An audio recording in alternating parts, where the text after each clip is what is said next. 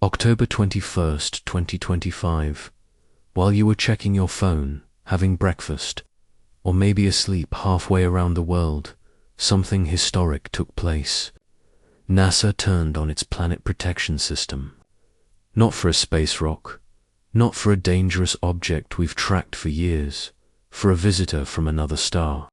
For the first time ever, the International Asteroid Warning Network, the same system built to save us from world-ending impacts, quietly started up its worldwide telescope network and aimed every available camera at one target.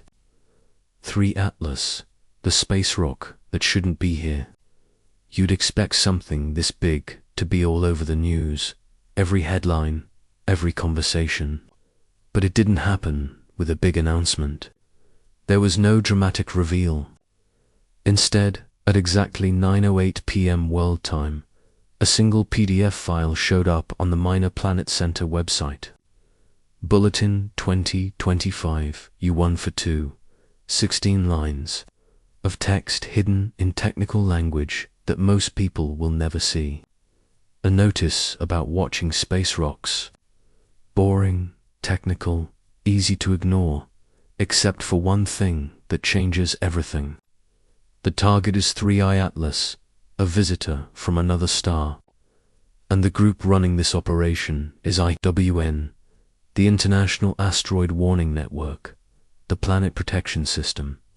Now, before we continue, I want to hear from you. Hit that like button, follow the channel, and tell me in the comments where you're watching from, what time it is, and honestly, does this feel like they're hiding something from us?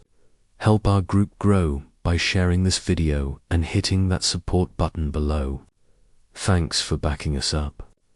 Let me explain exactly what the International Asteroid Warning Network is, because this isn't some study group. This isn't a bunch of hobby astronomers with backyard telescopes. In is the real deal for planet protection. When a space rock is found heading toward Earth, IAWN is the group that organizes the worldwide response. They connect observations across countries. They figure out impact chances. They tell governments what to do. They're the ones who would warn us if we need to empty cities or send up defense missions. Their job is simple and scary. Find the dangers, track the dangers, give humans enough warning to do something about it. They practice on objects that matter. Possible dangers, weird objects, important targets, not regular space rocks. Not things on safe paths. Objects that could change everything. And now, for the first time ever, they've started up for a visitor from another star. A visitor that, according to every official statement, is no danger to Earth. A visitor that won't come within 270 million kilometers of our planet. That's the part that should worry you. That's the part that doesn't make sense. The bulletin itself uses careful, bland language.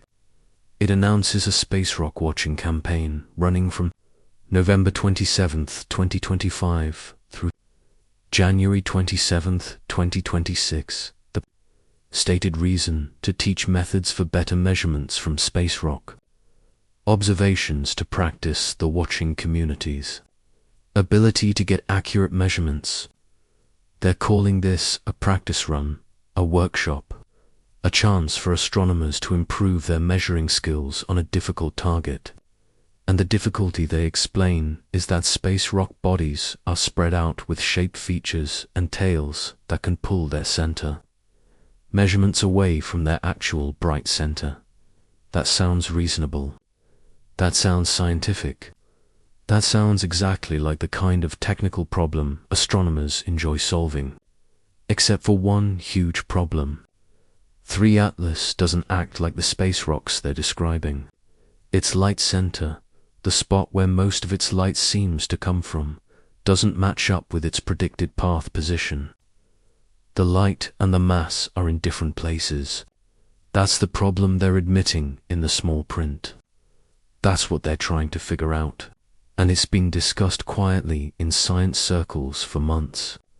An object where the brightness doesn't match the path. An object that seems to be glowing from the wrong spot. Now think about their schedule. The campaign doesn't start right away. It starts November 27th. Why that date? Because 3I Atlas reaches its closest sun point on October 29th. Then it spends the next month coming out from the sun's brightness, moving back where Earth telescopes can see it. The IAWN watching window opens exactly when the object becomes visible again after being behind the sun. After it's been hidden for weeks, after it's passed through the one area of space where we can't watch it.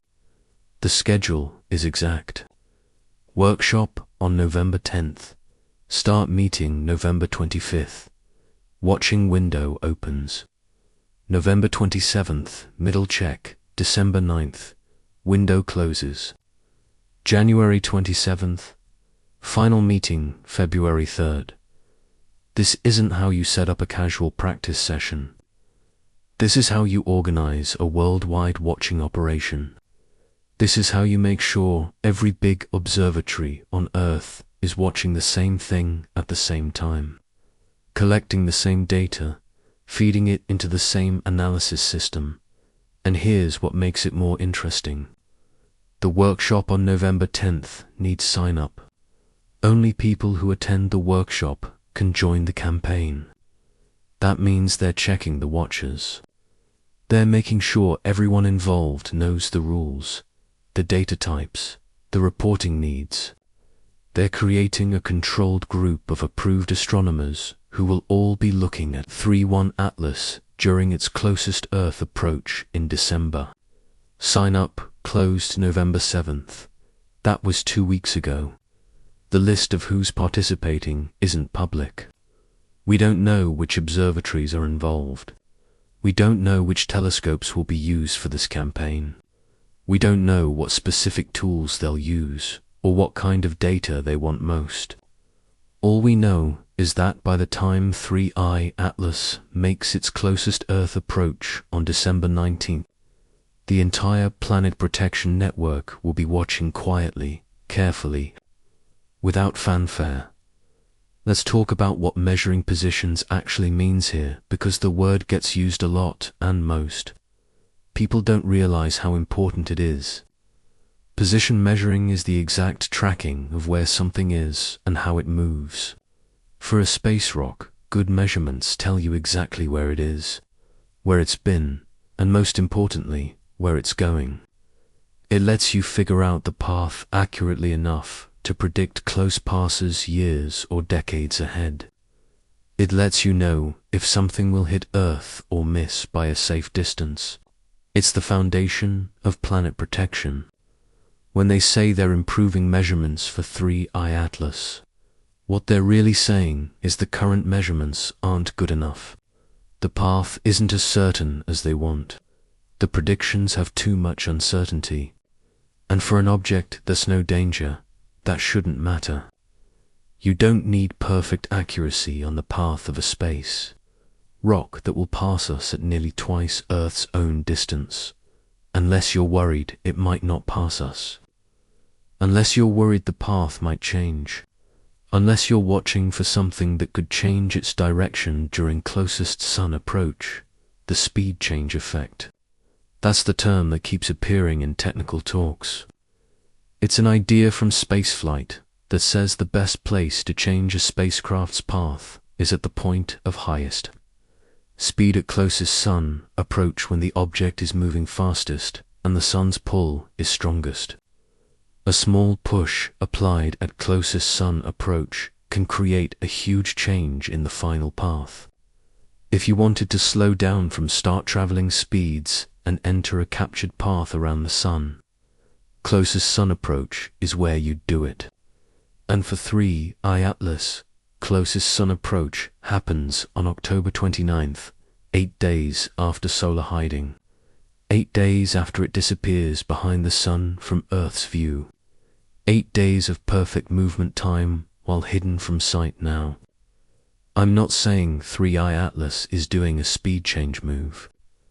I'm saying NASA is organizing a 2-month watching campaign that starts exactly when we'd be able to spot the results of such a move. I'm saying they're organizing the Planet Protection Network to watch for path changes, gas release problems, or breaking apart that could show something other than natural space rock activity. I'm saying the timing is too exact to be random, and they're not hiding this. The bulletin is public. Anyone can read it, but it's written in boring government language and technical rules, designed to be dull, designed to be skipped by anyone who isn't deep in the field. It's openness as disguise, hiding in plain sight by being too boring to notice. There's another detail in the bulletin that needs attention. They mention that space rock bodies create special challenges for accurate position measurements. True, but they also note that 3i Atlas is being used to practice the ability of the watching community.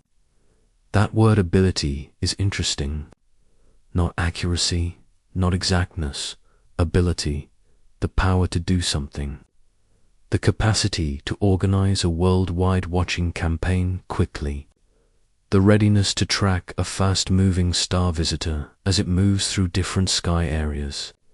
This is practice, but it's practice using a real target. It's training for the day when we spot a star visitor that actually is dangerous. Or it's a response to an object that's already set off every internal alarm, and they're using practice. Language to keep the public calm while they figure out what they're dealing with. Think about what happened with the Mars pass. On October 3rd, 3i Atlas passed within 30 million kilometers of Mars. Several spacecraft were positioned to watch it. The Mars Reconnaissance Orbiter, with its super camera, able to see features down to 30 kilometers across.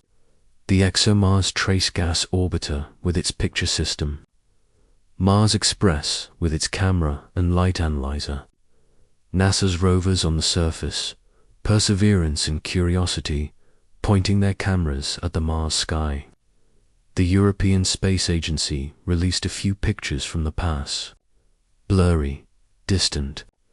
The space rock appeared as a slightly fuzzy white dot against background stars. Exactly what you'd expect from a fast object at that distance. But NASA has released nothing. No supercamera pictures, no light analysis data, no announcements celebrating this special chance to watch a star visitor from several viewpoints at once. The silence stands out. The supercamera is one of the most powerful cameras ever sent to another planet. It can see details smaller than a dining table from orbit. At 30 million kilometers, it should have taken the best pictures of 3i Atlas we've ever seen. Pictures that would show the size of the center, the structure of the gas cloud, any streams or gas patterns. Pictures that would answer basic questions about what this thing actually is. And those pictures exist. They were taken. The data was sent back to Earth, but it hasn't been released. Not to scientists, not to the public, not even as early data. There are two options. Either the pictures show nothing unusual and NASA simply hasn't gotten around to processing and releasing them, which would be weird given how interested people are. Or the pictures show something that needs careful study and planning before any public statement. Something odd, something that changes what we think 3i Atlas might be. And now, less than 3 weeks after that Mars pass, IAWN starts up. The Planet Protection Network begins. The worldwide position measuring campaign gets big announced with workshop requirements and closed sign-up and a 2-month watching window, timed exactly to the object's closest Earth approach. You don't do that for a regular space rock. You don't do that for a star visitor, that's no danger. You do that when you need every telescope on Earth watching the same thing, collecting the same data, ready to respond if something changes. You do that when you're tracking something that might not follow the expected path. You do that when you're preparing for situations you're not ready to discuss publicly yet.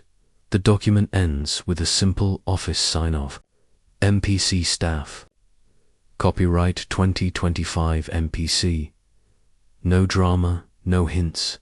Just another day at the Minor Planet Center. Just another notice in an endless series of bulletins about space rocks and paths and movements. Except this one is different. This one starts up a network that's never been started for a star visitor. This one organizes a campaign on an object that officially is no danger. This one times its watching window to match the exact period when we'd be able to spot any change from a purely gravity-based path. 3. IATLAS is currently behind the Sun, invisible to Earth telescopes, moving through its closest sun pass at speeds over 68 kilometers per second, bathed in sun energy that could trigger gas release, breaking apart or surface changes, positioned at the best point for any push move, natural or otherwise. And in 40 days, when it comes out from the sun's glare, the entire planet protection network will be watching. Every big observatory, every participating astronomer, every tool able to track a fast target in the early morning sky. They're not telling us to worry. They're not telling us to prepare. They're telling us this is a practice run, a position workshop, a chance to improve measuring methods. And maybe that's exactly what it is. Maybe the startup of IN is just procedure. Maybe the closed sign-up and organized watching window and suspicious timing are all just normal rules for any interesting star visitor. Maybe the silence on the Mars Pass pictures is just office delay. Maybe there's nothing unusual about 3i Atlas beyond its star origin and its huge size and its strange light signature and its odd brightness offset and its perfectly timed closest sun approach during solar hiding. Or maybe, just maybe, they're watching something that's already given them reason to start planet protection. Something they saw in those unreleased super camera pictures. Something in the path data that doesn't fit the models. Something that justifies starting the worldwide organization network and setting up a 2-month watching campaign disguised as a position training exercise. We'll find out in December when the watching window opens. When 3i Atlas appears in the morning sky, low on the horizon, moving through Virgo, when hundreds of telescopes track its position every night, measuring its speed, its brightness, its light signature, its stability. When the data comes in and gets studied and compared against the predictions, when we see if it follows the expected path or if something changed during those hidden weeks behind the sun.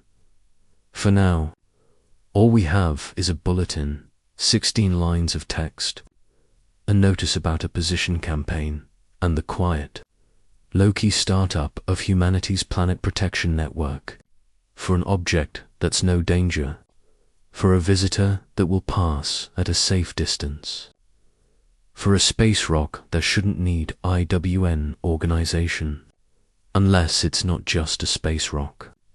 Unless there's more to this story than the official version. Unless someone somewhere saw something in the data that made them decide it was time to start the network. Time to organize the worldwide response.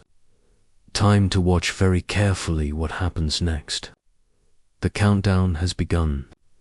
November 27th, the watching window opens. December 19th, closest approach to Earth. January 27th, the window closes. And somewhere in that timeline, we'll learn if this was just an exercise or if it was preparation for something we're not ready to admit yet. Chapter 2, The Insider Revelation. 12 hours after that bulletin appeared, someone broke their silence. Not through official channels, Not through an announcement or a science paper, through a social media post that's now been viewed millions of times and started a storm of guessing that space agencies worldwide are refusing to discuss. A person claiming to be a space junk engineer and analyst at the European Space Agency came forward with information they say the public needs to know. Information about 3I Atlas that, if true, changes everything we think we know about this object. The post appeared on Platform X on October 21st at about 7 p.m. world time. The account, which had been mostly quiet for months, suddenly posted a detailed thread claiming inside knowledge of ESA operations and access to data that hasn't been shared with the wider science community. The main claim is huge. According to this supposed insider, the Fermi Gamma-ray Space Telescope found a steady signal coming from 3I Atlas in mid-September. Not a burst, not a change, a constant steady release that doesn't match any known natural source in the records. Let me be very clear about what that means. The Fermi telescope is built to find gamma rays, the highest energy type of light in the universe. Natural sources of gamma rays include pulsars, black holes, exploding star remains, and active galaxy centers. These sources make specific patterns. Pulsars pulse, black holes flare, exploding stars fade over time. Each has a signature, a fingerprint in the data that tells you what you're seeing. What Fermi supposedly found from 3I Atlas is none of those things. It's described as steady, continuous, artificial. The insider uses specific words. They say the signature can't be linked to any other space source. That's not casual wording. That's the kind of language you use when you've checked every natural explanation and ruled them all out. That's the language of someone who's seen something they can't explain through normal space science. And then they add the big point. In other words, the object releases a constant engine-like sound. Now, obviously, gamma rays aren't sound waves. Space is empty. There's no air for sound to travel through. But astronomers often describe light signals as sounds because it helps explain the pattern. A pulsar's regular beat is often turned into a rhythmic pulse sound. Solar flares make bursts of radio noise that sound like static when converted to audio. What this supposed engineer is describing is a steady hum, a constant tone, the kind of signal you'd expect from a power source running at a fixed rate, the kind of signal that doesn't happen naturally. According to the post, this discovery was made in mid-September. That would be about 6 weeks ago, right around the time 3I Atlas was being watched by many telescopes during its approach toward Mars, right around the time when light analysis was showing all those strange oddities in what it's made of, right around the time when Harvard space scientist Avi Loeb started publicly questioning whether this object might be something other than a natural space rock. And according to this insider, the Fermi data was never shared within ESA's normal analysis channels. It was flagged, isolated, limited to a small group with clearance. The source claims they're not trying to be a hero. They're not dying of cancer. They're not pretending, which is internet slang for acting like something you're not. They specifically state these things because those are common attacks on anonymous insiders. They say they just feel people need to know something big is about to happen. And then they add a timeline. In December, many home-based watchers will see it all. December, that's when 3I Atlas makes its closest approach to Earth. That's when it will be visible to regular people with decent backyard telescopes. That's when the IAWN watching campaign will be fully running. That's when, according to this supposed insider, whatever is happening with this object will become undeniable, visible, watchable by anyone with the equipment to look. Now, let's talk about believability. This person is anonymous. They haven't given their name or employee ID or any proof that would definitely show they work for ESA. The claims can't be checked independently because the Fermi data they mention hasn't been publicly released. There's no way to check if this gamma-ray signal actually exists. This could be a complex fake. It could be someone with inside knowledge of ESA procedures using realistic terms to spread false information. It could be a creative writing exercise that went too far. But here's what makes it interesting. The technical details are specific. The words are correct. The timeline matches other observed patterns. And the claim about Fermi finding something unusual fits with the wider silence from official sources. NASA still hasn't released the super camera pictures from the Mars pass. ESA released only a few low-quality frames from their orbiters, the most powerful tools we have aimed at this object, and the highest quality data is being held back. If the Fermi telescope did find an odd signal that would explain the radio silence, that would explain why those Mars pictures aren't public. That would explain why IAWN started so suddenly. The insider says they've been watching online discussions. They mention checking platforms like Reddit, YouTube, and 4chan to see how the story develops. That's either someone genuinely trying to measure public reaction to information they believe is being hidden, or it's someone who understands internet culture well enough to create a believable story. Either way, the impact has been big. The post went viral. It's been screenshot, analyzed, debated in forums and comment sections across the internet. So far, space agencies have chosen silence. NASA hasn't commented. ESA hasn't made a statement. The Fermi team hasn't released any data about 3I Atlas. That silence itself means something. If the claims were obviously false, a simple denial would end the guessing. But when a believable sounding source makes specific technical claims about secret observations and the response is complete silence, that tells you something. There's another layer to this. The insider mentions that the Fermi detection wasn't shared or analyzed within ESA. That suggests separation. Information kept away from the wider science staff. Only certain people with certain clearances allowed to see it. That's not how science discoveries usually work. When a telescope finds something interesting, the data goes to the team managing that tool. They study it, they write it up, they publish. The process is open and collaborative. But when you're dealing with something that has national security, meaning, or could cause public panic, normal rules get suspended. The sun just shot at it. While the Planet Protection Network started and insiders leaked claims of engine signals, another development happened that nobody predicted except for one person. Earth scientist Stephen Burns, who's been tracking 3I Atlas since its discovery, posted something on October 21st that made even doubters pause. A huge solar mass ejection had launched from the far side of the sun. Not a regular solar flare, not a minor magnetic disturbance.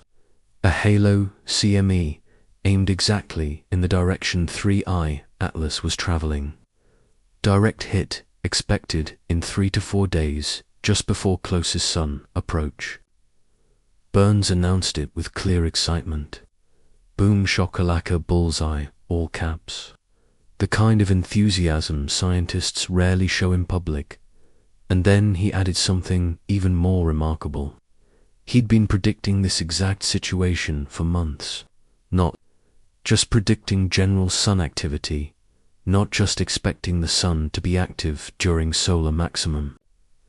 He had specifically predicted that 3I Atlas would trigger electromagnetic problems in the inner solar system, and that the closer it got, the more dramatic those problems would become. Now, on the day of solar meeting, when 3I Atlas lined up perfectly, on the opposite side of the Sun from Earth, a huge CME erupted from the far side and aimed itself right at the space rock. Let's explain what a solar mass ejection actually is, because the term gets used casually and most people don't understand the pure violence involved. The Sun's outer layer, its corona, is held in place by magnetic fields that loop and twist as the Sun spins. Sometimes those fields become unstable. They snap when that happens. Billions of tons of superhot gas get thrown into space at speeds from hundreds to thousands of kilometers per second.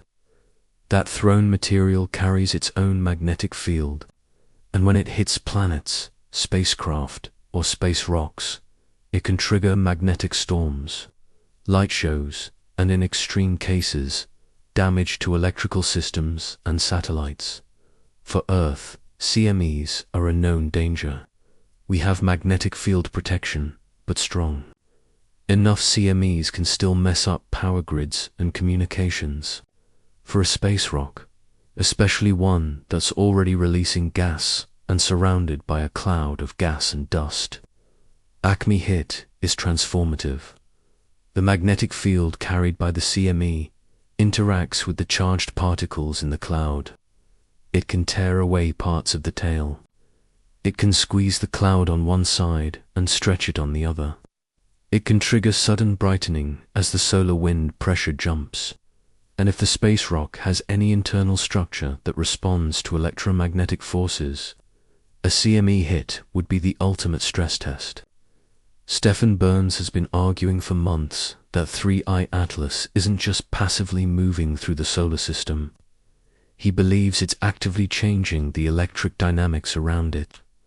That as the space rock heats up and releases more charged particles, it creates a disturbance in the local electromagnetic environment, a ripple that spreads outward and interacts with the Sun itself. In his model, 3I Atlas isn't just another space rock. It's a huge source of charged particles and ions, and as it approaches the Sun, it changes the magnetic field structure in ways that make solar eruptions more likely. This isn't mainstream sun science. Most scientists would say the Sun's activity is driven by internal dynamics, by the buildup and release of magnetic energy in active areas on the Sun's surface. The idea that a space rock, even a large star one, could influence Sun activity from millions of kilometers away is considered fringe. But Burns has been recording connections. In August, when 3I Atlas was still far from the Sun, huge eruptions happened in the direction of the space rock and Mars. Eruptions that Burns predicted based on his electromagnetic interaction model. And now, in October, at the moment of solar meeting, when 3I Atlas is lined up directly behind the Sun, another eruption, another direct hit, another proof of his months-old forecast. The CME itself is amazing. Burns describes it as coming from a far-side solar flare, possibly even a double-digit X-class event. X-class flares are the most powerful type of solar flare. They release as much energy as billions of nuclear bombs. A double-digit X-class flare, something like an X10 or X20, is a once-in-10 years event, and according to Burns, this eruption happened on the side of the Sun we can't see from Earth, aimed directly at 3I Atlas as it passed through Superior Meeting. We don't have direct data on the flare that caused this CME. The far side of the Sun isn't visible to Earth telescopes and our solar observatories are positioned to watch the Sun from Earth's perspective, but we can guess the flare's size from the structure and speed of the thrown material. Halo CMEs, the kind that appear as a bright ring expanding outward from the Sun in special camera images, usually come from powerful flares. and the fact that this halo CME is aimed in the direction of 3I Atlas's motion suggests it was launched from an area on the far side that happened to line up with the space rock's path. The timing couldn't be more important. 3I Atlas reaches closest sun approach on October 29th. The CME hit is predicted for October 25th or 26th. That gives the space rock roughly 3 days after impact to react before it hits the point of maximum sun heating and gravity stress. If the CME is going to trigger any kind of unusual behavior, any breaking apart, any path change, any release of secondary objects, it would happen in that window and we won't see it. Earth telescopes can't watch 3I Atlas during solar meeting. It's hidden behind the sun's glare. The only spacecraft with any chance of watching the aftermath are those positioned away from Earth's Saturn line, Solar Orbiter, Parker Solar Probe, and neither has publicly announced any watching plans for 3I Atlas during this period. Burns emphasizes that this isn't a coincidence. He's been forecasting this exact series of events since early August. 3I Atlas approaches the sun. Its charged particle releases increase. The electromagnetic environment becomes unstable. Sun activity jumps. Eruptions happen in the direction of the space rock. The closer 3I Atlas gets, the more intense the activity becomes. And now, at the critical moment at solar meeting, when the space rock is perfectly lined up on the far side of the sun, the largest CME of the series erupts and heads right toward it. There's a deep question hidden in this observation. Can a space rock influence the sun? Can a relatively small object, even one several kilometers across, change the behavior of a star 1,000,000 times more massive? In normal space science, the answer is no. The sun's magnetic field and charged gas dynamics are driven by processes deep in the sun's interior. Surface events like flares and CMEs are triggered by the buildup and release of magnetic energy in active areas. A space rock passing nearby would be like a mosquito buzzing past an elephant, meaningless, not worth noticing. But Burns is suggesting something more subtle. Not that 3I Atlas is directly causing solar flares through gravity or magnetic forces. That would be silly.